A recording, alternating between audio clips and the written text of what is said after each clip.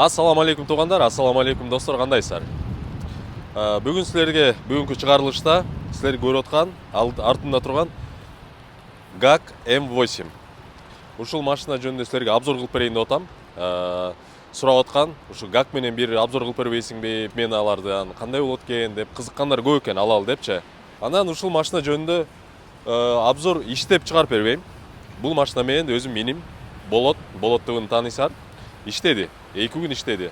Анан Болоттон сураганча өзүмдүн билгенимди дагы силерге айтып берейин. Машинанын ичине отуруп азыр силерге айтып берели. Чото эшикте аябай суук болуп кетти. Машинанын сыртын көрсөтпөйлүбү бир? Достор, ассаламу алейкум. Бул жактан менмин. Машинанын сырты эми кандай десек? Бул 2 тарифте өтүп атат азыр. Круиз, анан бизнес. Минивэн, премиальный минивэн деп коебузбу, премиум минивэн дейсизби, билесиңер. Mercedes V-класс эле иштечү. Азыр монтип 3 машина иштеп атат V-класста, круизде. Ушул ГАК М8, Voyage Dream, анан V-класс Mercedes. Сырты ушундай. Эми бул машинанын азыр бир сыра мактайбыз да, анан калган жагын минус жактарында полный силерге түшүндүрүп айтып беребиз. Бир мактайбыз, анан бир жамандайбыз. Мен иштедим, 2 күн иштедим, азыр тапшырганы паркка келдим. Иш кандай болду? Мирбейка сураса мен ошого карап жооп берейин, а? Достор, парк боюнча айтып кетким келип атат. Силер билесиңер, мен ушул Белес паркында парковый самозанятый болуп иштеп атам. Силерге да сунуштагым келип атат. Парктын комиссиясы болгону 1%. Эгер ушул парктан путевой лист алып иштесеңиздер, 2% болот. Жана ошондой эле трудовой договор менен иштесеңер болот, ушул парктан машина алып. Вывод боюнча эч кандай проблема болбойт. Күнү түнү чечип ала бересиңер. Техподдержка силерге кызмат көрсөтүп, ар дайым жардам бергенге даяр. Экранда көрүп турган номерлерге жазып, чалып, кошулуп иштесеңиздер болот. Так, достор, айтып кеткендей эле болот, бул машина менен 2 күн иштеди. 2 күндө жумуш кандай болду? Мен көрүп аттым. Сүйлөшүп аттык, каждый заказдан кийин. Анан болоттон азыр сурап берейин. Анан бул машина баягы көбүңөр кызыгып атпайсыздарбы? Внешний види, ичиндеги салондун баягы комфорт, артында бүт бардыгы, ушул жагы кандай экенин азыр көрөбүз. Болот, сүйлө анан. Кандай экен машина? Машина вид бирок базар жок. Ичи, салону, сырты боюнча вообще сөз жок. Мощный. Машина жакты. Айдап койсо боло турган. Бирок мен мынабы погода начар убакта албадымбы? Кечеге да аэропортко бардым. Жагандай жолдор арык болуп калат го, суу болуп калат. Мен билбейм, өзүм камера айдайм негизичи. Меники шумка болгонго билбейм. Салыштырмалуу бул шумкасы начар экен. Камериге караганда. Анан жана жолдо арык болуп калган жерде суулар болуп калганда айдаганда бул билбейм, мындай болуп бир нерсе болот экен да. Камери трассада колеяда, камери кете берет да, монтип калкып элечи. А бул ондой эмес экен. Салыштырмалуу ошол жагынан шумкасынан кичине начарыраак экен. Тартыштары жакшы эле, бирок расход энеңе октап экен да. Мейли, ал машина 13 көрсөтүп атты, бирок 15 ичет да, расход көп экен. Ошол жакшы жаманын айтып атканым да. Машинаны биз өзүбүздүн комфортубузга албайбыз да. Бул машина менен иштешибиз керек. Өзүң үй бүлөңө, өзүң айдаганга ала турган болсоң, анда башка машина алыш керек. Бул иштечү машина да. Муну комфортко карабаш керек дейм да. Бул акча табабы? Ушу менен акча иштеп тапса болобу? Ошол жагына караш керек да, главныйчы. Анан таптыңбы акча? Бала таза минустабы? Минуста, Эме, мен өзүм муну чисто контентке алдым. Иш кандай болот экен? Ошол минивенде иштесе болобу, жакшы элеби, заказ жакшы элеби деп алдым. Билбейм, мен воскресенье, понедельник күнү иштедим да. Воскресенье кеч чыктым. Понедельник күнү ошо эртең менен чыгайын десем, кар нормально жаап койгон экен. Кой бирөөнүн машинасы деп атайын обедке жакын жол тазаланганда чыктым. Круизде күтүп аттым.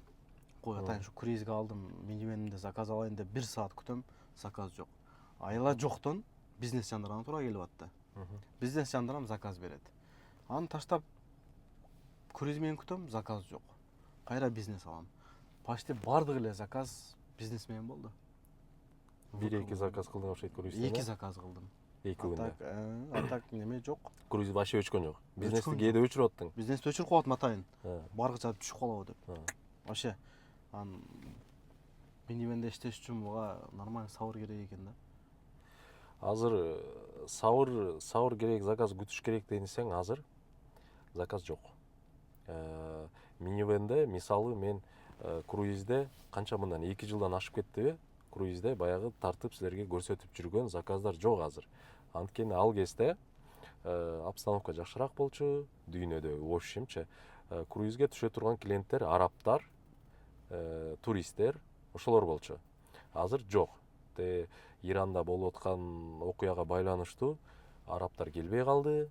Ошо менен бул жакта местныйлар болсо көп деле түшпөйт. Өзлөрүнүн ага ылайыктуу машинасы бар. Если ошондой круиз менен жүрө тургусу келгендердин акчасы бар, машинасы бар. Анан заказ аз аябай. Анан еще айтып кеткендей 3 машина болуп калды бул тарифке. Ушул машина ГАК М8, Воях, анан В-класс. А мен тартып жүргөн малда бир эле В-класс болчу, жалгыз. Анан машина аз болчу. Өзүңөр деле мурун байкасаңар керек, шаар ичинде аз эле В-класс көрчүсүң. Азыр светофорго токтосоң, бул капталыңгара, минивэн толуп кетти. Байкап атасыңар да. Ошондуктан круизге ушул машина менен чыгамдай тургандар болсо, мына иштеп көргөн бала, мен чет жактан көрүп жүргөн адам катары, салыштырып атканы, иштеп көргөн адам катары, и бүт В-класстын балдары менен сүйлөшүп да связдамын постоянно, и мен вообще не советую, жолобогула. В-класска дедим, круизге иштейт элем деп бул машинаны алып, круиздин тарифи менен иштеп чыгарам аренда, круиз менен иштейм десеңер, жолобой эле койгула. А эгер бизнес менен иштейм десеңер, анда пожалуйста алгыла, бирок ойлонуп көргүлө. Бизнес тарифте иштеп, жөн эле үстүнө 3000 рубль кошуп, бизнес тарифте иштеп керекпи? Еще муну бүт эле билет экен, мен да билчүмүн. Расход аябай көп, Расход действительно көп. Мисалы, бир күндө 15 000 рубльга общий доход, общий грязный чыгара турган болсоң, 15 000 рубльга иштей турган болсоң, 3000ден кем эмес. 3000ден кем эмес. 3000ден ары куясың. Эми эсептейле, расходду эсептейле. 15 000 рубль максимум иштейсиң, мен билем. Бир күндө. Бизнес жандырып тыктынып атып. Потолок 15 000 рубль иштейсиң. 15 000 дейли. 3 000 рубль бензинге кетти. 12 000 калды, Бул машинаны баягынтип өзүң чыга калып эле жууп койчу машина эмес. Монту ак көйнөк, костюм менен, туфли менен кыйналасың. Жеңил, мен BMW-ны жууганда кыйналып кетем. Анан бул машинаны жууй албайсың. Мойкага алып барасың. Мойкаң эң арзан мойка тапсаң, бул кузов ковригин эле жуудурам деп 1000 рубль. А так 1,5-ден кем жуубайт кузов коврикте. 1000 рубль деп коелу. 11 000 рубль калып атабы, 4 000 рубль чыкты.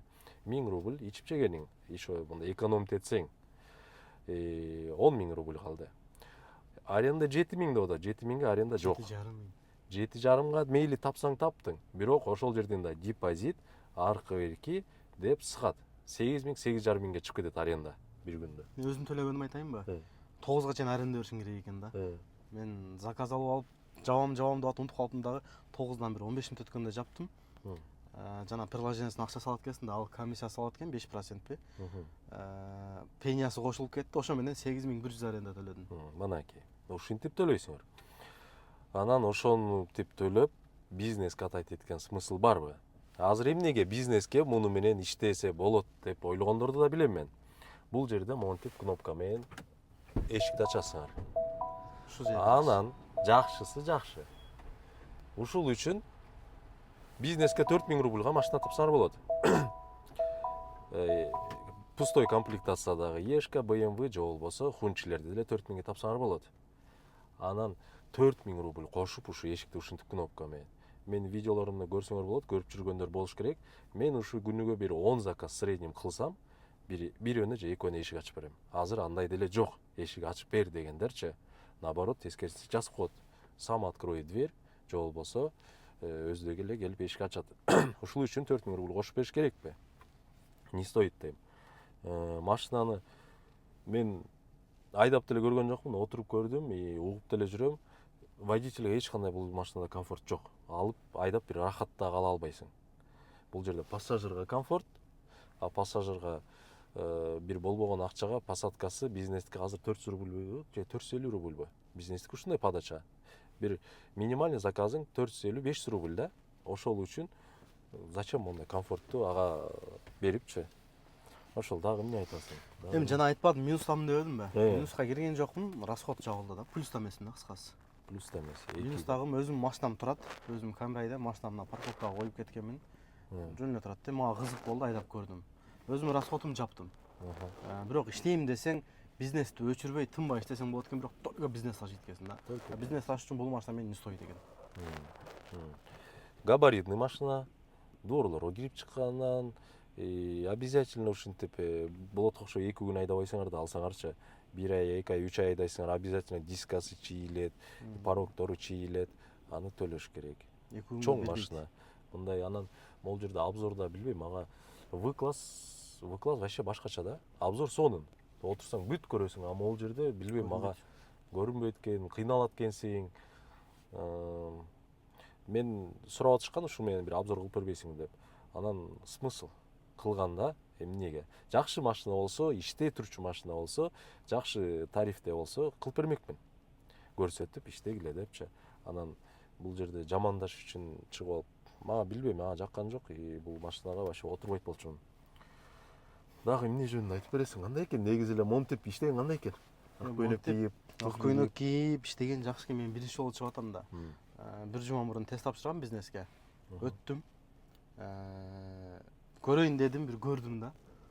Могу машина кызык болду мага, чындап мындай сырттан көргөндө сыртынан мощный көрүнөт да. Бир кызык болду, көрдүм, болду эми көрбөйм да. В общем, негизи монтип жүргөн жакшы экен. Жакшы экен. Өзүң мындай бир башкача сезип калат экенсиң. Жеңил болбосо таксист элесиң. Бирок все равно мына ак көйнөк кийип, костюм кийип, мындай жүрсөң, таксист болсоң да кичине өзүңдү өйдөрөөксүң. Мындай башкача сезесиң да, жакшы да, мындай жеңил. Ошонусу жакшы экен. Эми башка тарифти көрөбүз, эми буюрса бизнести көрөбүз го.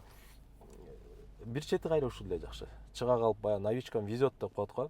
Чыга калып бир куш кармап мондай иштесең, деп тим эле мактап ийип, анан элдин жүзүнө тийип, элге жаман көрүнбөксүң да. Как они жасайт атабыз. Болушундай, болгондой эле да. А так бизнес тарифте иштейин десеңер, бизнесте легковушкадан өтөрү жок. 5000 рубль среднем жакшы машина аласыңар, 5000 рубльгачы. 5000 рубль алсаңар, күнүгө ушунда 15000 иштеген акчаны жөн эле иштейсиңер. Расходуң араз, платежуң араз, өзүңөргө да жакшыраак акча калат. Дагы эмнени айтып кетебиз? Могу кнопкасына карап албай эле койгула. Эшиги мындай жана айтып кеткен эле 1-2 клиентке ачып бересиңер. Анан көбүнчөсү сынтап калат го, бизнесте костюм кийип, ак көйнөк кийип, анан жанталар чуркап чыгып эшик ачат депчи. Ушул жерден бир анекдот эске келип кетет да. Бир таксист кетип баратат. Аябай кыйын болупчу. Мен өзүм начальникмин, эч кимге мен баш ийбейм, каалаган маалда тамактанам, каалаган маалда эс алам, кааласам үйгө кетип калам, кааласам тияка кетип калам деп ушинтип алып өлө сүйлөп кетип баратса, аркасынан үн чыгып атат дейт. Могул жерден оңго кайрылып коюңуз депчи.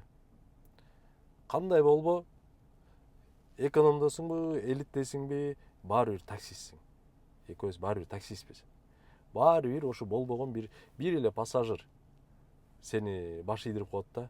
Оңго кайрыл, солго кайрыл, токто депчи. Анан ушу бир куру намыс калтырып, эшик ачпайм мен депчи. Жүрөсүң анан эшик ачып дегендерге кичине мынтип кетем да. Экөөбүз тең эле таксистпиз баары бир. Ушул сөздү бир эмгегин сиңирип койгон, бир мамлекетте бир аябай бир чоң иштерди кылып аткан адам айтса, Кыргызстан желегин желбиретип, жанагы биздин азыр мына жакшы инилерибиз өсүп келатат го, күрөштөн ар жак бер жак. Ошолор айтса жарашат эле. Койсоң ушуну токтотсоң депчи. Бирок комментарийге бизди көргөндөр ким таксисттер эле көрөт да. Башка эч ким көрбөйт. Анан ушинтип жазса бир чет дейсиң да. Ошол туугандар ушундай, обзор ушундай болду. Бул машинаны лично мен өзүмөн дагы көптөн бери көрүп жүрөсүңөр, мындай машинанын түрүн эле айдадым, тарифтин түрүндө эле иштедим. Анан мына болот иштеп көрдү. Новичкам везет. Бул болот баягы деп баягы бир ушундай бир неме менен мактап айтып ийет десеңер дагы мына жок. Бул машина жылуу эле койгула. Бул машина обзор көрсөтүп берейин деп аткам. Мен көрсөтпөй эле бир башка бир жакшы ушундай выгодный бир кыла турчу иштей турчу иш болсо ошондон көрсөтүп берейин, ошол достор. Ойлоруңарды жаза кеткиле комментарийге, классыңарды баса кеткиле, каналга каттала элек болсоңуздар катталып коюңуздар, кийин дагы жакшы видеолор чыгат. Жаман сөз жазмай жок, только поддержка бергиле. Мүмкүн болсо жакшы сөз жазып койгула. Ошо, салам алейкум. Салам алейкум.